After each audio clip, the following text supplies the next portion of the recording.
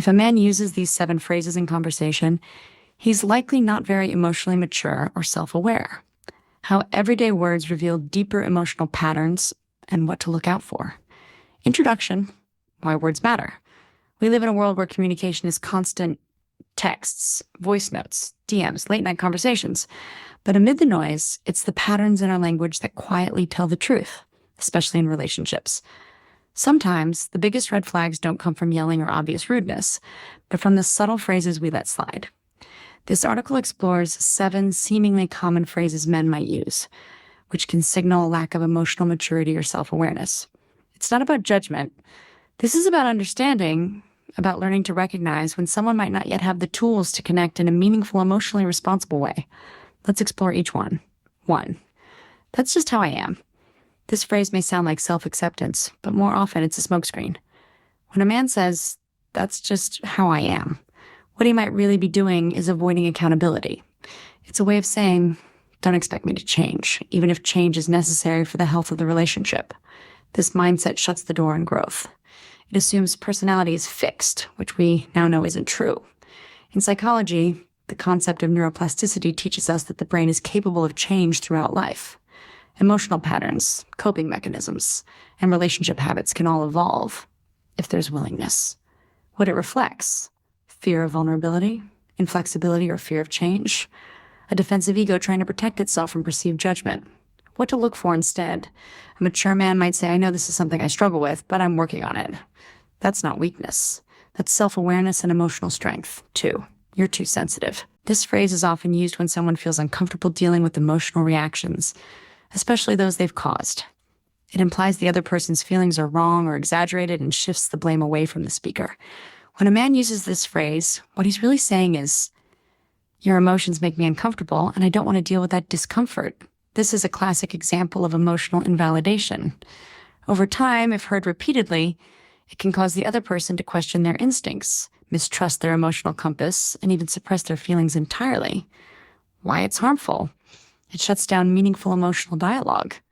It implies that feelings are a problem to be fixed, not a truth to be understood. It creates a power imbalance. Only one person's reactions are considered valid. What a mature man might say: "I didn't realize that hurt you. I want to understand what you're feeling better." That small shift in response turns defensiveness into connection. 3. You're overreacting. This one comes with a punch. It's dismissive and subtly controlling. Telling someone they're overreacting doesn't just invalidate their feelings. It questions their ability to even interpret reality accurately. This is often used in arguments where a man feels overwhelmed, exposed, or uncomfortable and doesn't want to deal with the emotional consequence of his actions. It's easier to label the other person as irrational than to self-reflect. The deeper meaning: it may mask emotional immaturity or discomfort with confrontation. It may reveal a pattern of minimizing problems until they explode. It teaches others not to trust themselves, leading to self-doubt. Emotionally responsible alternative: "That wasn't my intention, but I see that it affected you. Let's talk about it." A man secure in himself doesn't fear intense emotions. He faces them with respect. 4. I'm not like other guys. This phrase might seem charming at first. Who doesn't want to believe they found someone who's different, special, emotionally attuned? But often, this phrase comes from a desire to stand out with words rather than actions. It's used to craft an image, not necessarily to commit to deeper emotional behavior. Men who constantly say this might be compensating for a fear that they're exactly like other guys, that they haven't done the work to truly distinguish themselves in how they treat people. And it can be a subtle manipulation tactic to bypass skepticism and fast-track trust. What it can signal: a lack of inner security, performative empathy rather than genuine emotional labor, a desire to be admired without being emotionally present, a more mature approach. There's no need to say anything. When a man is genuinely different, he shows it through listening, through respect, through follow-through. Words are secondary to consistency. 5. Whatever. A one-word shutdown. Dismissive, defensive, and emotionally closed off. This phrase often surfaces when a man doesn't want to continue a conversation. But rather than say that vulnerably, he uses whatever to protect himself from the discomfort of continuing the emotional exchange. It's often a product of emotional stonewalling, a behavior where one partner emotionally checks out, often to avoid conflict.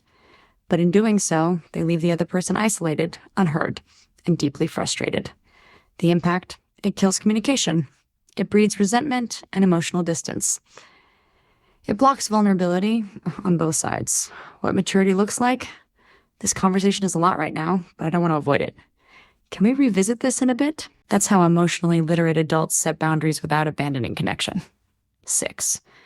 It's not a big deal. Minimization is one of the most subtle forms of gaslighting. When a man says, "It's not a big deal," in response to something that clearly mattered to you, what he's really doing is prioritizing his comfort over your emotional reality. To someone emotionally self-aware, everything that matters to their partner is, by extension, a big deal. That doesn't mean making mountains out of molehills. It means recognizing that the emotional weight of a situation is personal, not universal. The core issue: avoidance of responsibility, discomfort with emotional messiness, underdeveloped empathy muscles. The alternative: I might not see it the same way, but I see it matters to you. Tell me more. Simple, respectful, collaborative. 7. I guess I'm just the bad guy, huh? This phrase might sound like self-pity, but it's often a form of emotional manipulation. Instead of taking accountability, it redirects the conversation into guilt tripping. Suddenly, it's not about the issue anymore. It's about his feelings of being unfairly judged. This creates a cycle where you feel the need to comfort him, even if you were the one hurt. It's a form of emotional role reversal that deflects responsibility while subtly making the other person feel guilty for bringing up a valid concern. Why this is concerning? It manipulates emotional roles. It distracts from real accountability.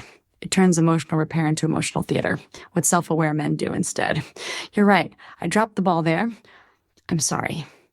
What can I do to make it better? It's not about being the bad guy. It's about being the grown-up guy who knows how to make things right. Conclusion: emotional maturity is a language of its own. Words matter, but not because of how clever or charming they sound. They matter because they reflect who we are underneath. When a man repeatedly uses these 7 phrases, it's not just about the words, it's about what those words protect him from feeling.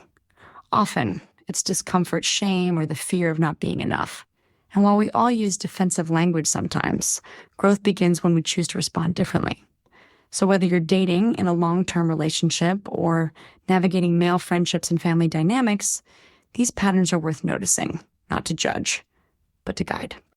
To help you make more informed choices about who's capable of real emotional intimacy and who might still be on the journey to get there. Final reminder: if you recognize yourself in these phrases, it's not too late. Emotional maturity isn't something we're born with. It's built, conversation by conversation, choice by choice.